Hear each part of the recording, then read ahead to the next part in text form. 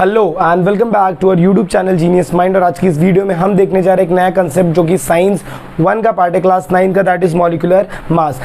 ये मैं क्लास 9 बोल रहा हूँ बट ये क्लास 9 का है नहीं भाई, देख हर जगह लगता है। मॉलिक्यूलर मास आपको आना ही आना चाहिए जब तक आप केमिस्ट्री के साथ जुड़े हुए हैं। नॉर्मली जो भी अगर आप एक सिंगल एलिमेंट की बात करें तो एटॉमिक मास तो आपको मिल जाता है, क्योंकि वो उसका नॉर्मली जो भी उसका एटॉमिक नंबर रहेगा उसका डबल रहेगा। सपोज कार्बन की जब मैं बात करता हूँ, कार्बन का एटॉमिक नंबर कितना होता है 6, उसका मैं डबल कर देगा तो कितना हो जाएगा 12, तो कार्बन का एटॉमिक मास कितना हो जाएगा 12। तो जनरली एकदम बोलते हैं ना सर लमसम वैल्यू अगर मैं देखूं तो एटॉमिक मास जो होता है that is double the atomic number. Suppose मेरे पास एटॉमिक नंबर मैंने लिया ऑक्सीजन, ऑक्सीजन का एटॉमिक नंबर कितना होता है 8, तो इसका जब मैं डबल करूंगा तो दैट विल बी माय 16, तो वो उसका क्या हो जाएगा एटॉमिक मास हो जाएगा।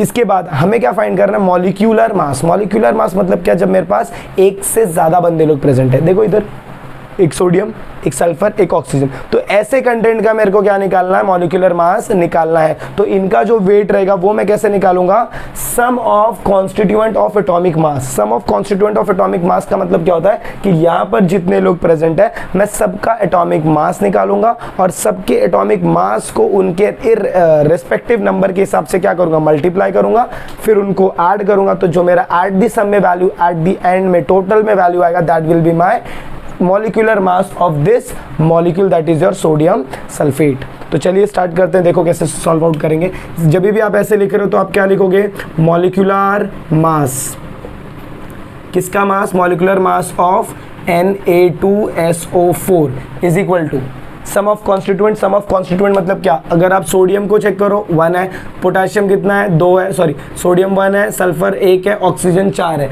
तो मैं कैसे लिखूंगा 2 multiply by atomic mass of sodium, तो एटॉमिक मास ऑफ Na, ये मेरा फर्स्ट पार्ट हो गया।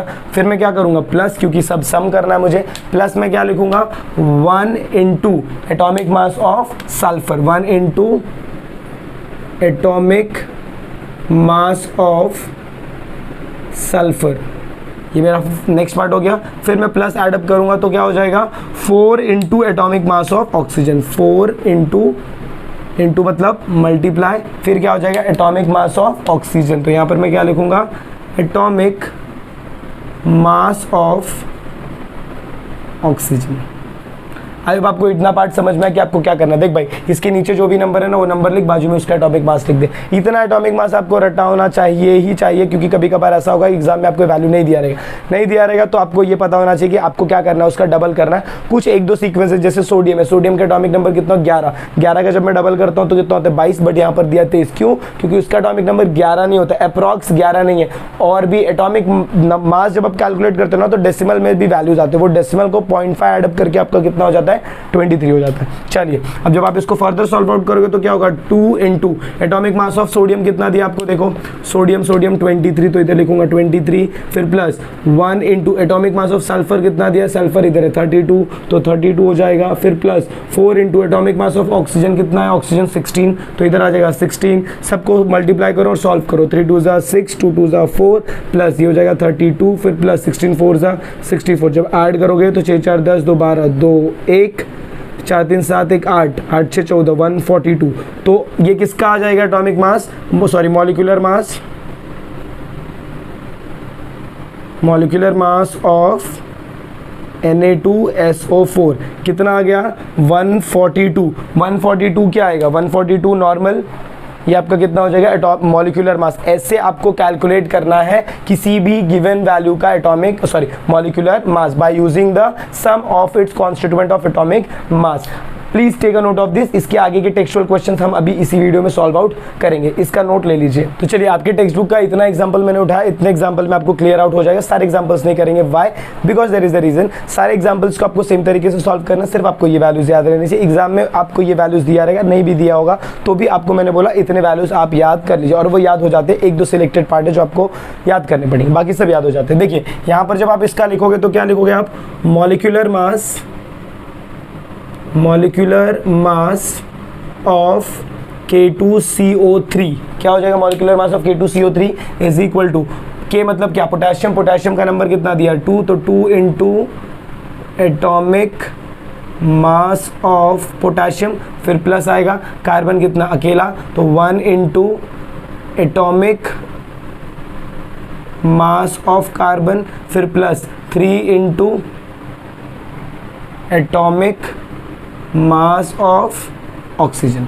इतना वैल्यू दिया है। अब जब मैं इसको फर्दर सॉल्व आउट करूंगा तो ये कितना हो जाएगा, 2 into atomic mass of potassium कितना दिया है, पोटेशियम किधर है, इधर 39, तो यहाँ पर क्या लिख दूंगा मैं 39, फिर plus 1 into atomic mass of carbon that is 12, फिर plus 3 into atomic mass of oxygen that is 16। Add up करो, 9 2 18, 8 1 3 2 6 1 7 78, फिर प्लस 12 प्लस 16 3 6 3 18 8 1 48। फर्दर आप इसको ऐड अप करोगे तो 8 प्लस 8 16, 16 प्लस 2, देखो ऐड अप करोगे तो ऐसे 78 12 48, 8 2 10 18 8 1 7 7 8 8 4 12 1 13 138, तो ये कितना हो जाएगा 138। Therefore molecular mass of K2CO3 is nothing but your 138। चलिए इसके बाद इसका कार्बन डाइऑक्साइड का चेक करते हैं, इसका भी सेम तरीके से सॉल्व करेंगे। molecular mass of CO2 is equal to 1 into atomic mass of carbon, फिर plus 2 into atomic mass of oxygen। Further solve out करेंगे तो 1 into atomic mass of carbon कितना दिया है, कार्बन का दिया है 12, फिर plus 2 into atomic mass of oxygen कितना दिया है 16, ये हो गया 16, ये हो जाएगा 12 plus 16 2 32 which is equal to 2 4 44 हो जाएगा। ऐसे आपको ये सॉल्व आउट करना है। एग्जाम में आप ऐसे सॉल्व आउट करेंगे तो भी चलेगा, कोई लोग बोलते हैं बॉक्स बना के करो, देख भाई बॉक्स बना के करेगा तो भी आंसर सेम आएगा, ऐसे करेगा तो भी आंसर सेम आएगा, दैट्स इट। इसको सॉल्व आउट करेंगे तो फिर क्या लिखूंगा, molecular mass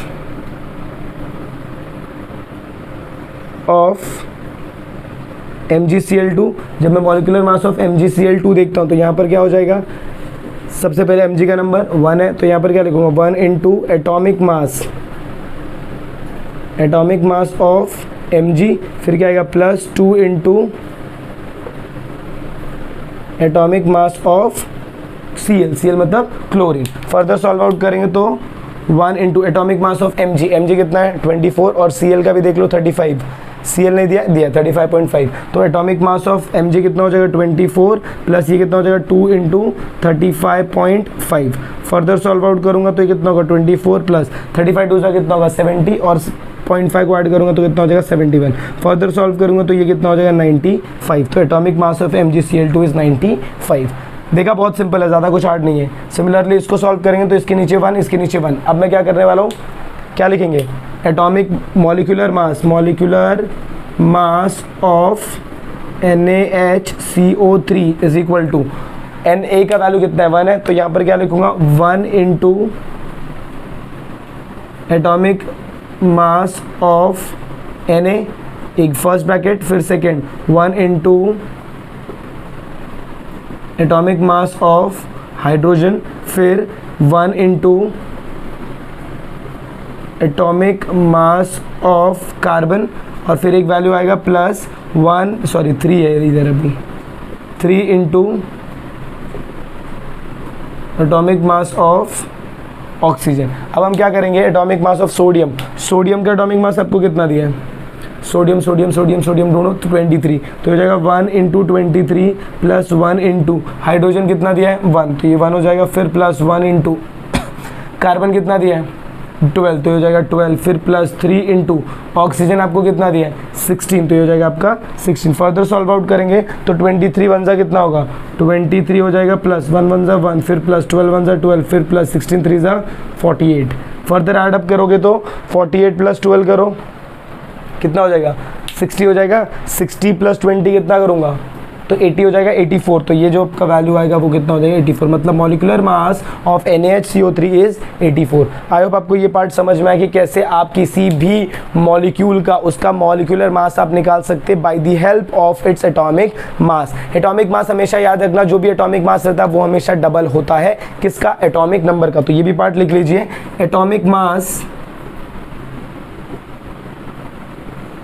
is equal to 2 times into atomic number. कुछ केस में ये चेंज होगा, सपोज फॉर क्लोरीन के केस में चेंज होगा, एल्यूमिनियम के केस में चेंज होगा, फिर सल्फर के केस में, पोटेशियम के केस में, एक दो केसेस में वो चेंज होगा, बाकी सारे केसेस में सेम रहता है। नॉर्मली जनरली आपको यही सारे एटॉमिक मास याद रखने हैं स्टार्टिंग के 30 एलिमेंट्स के। आई होप आपको वीडियो पसंद आए तो प्लीज़ वीडियो को ज़्यादा से ज़्यादा शेयर करें। चैनल पर नए तो चैनल को सब्सक्राइब कर ले, तो क्योंकि ऐसे कंसेप्ट रिलेटेड वीडियोस हमेशा इस चैनल पर आपको मिलती रहेंगी। मिलते हैं अगली वीडियो में ऐसे ही कुछ वीडियो के कंटिन्यूएशन के साथ। तब तक के लिए have a good day and take care.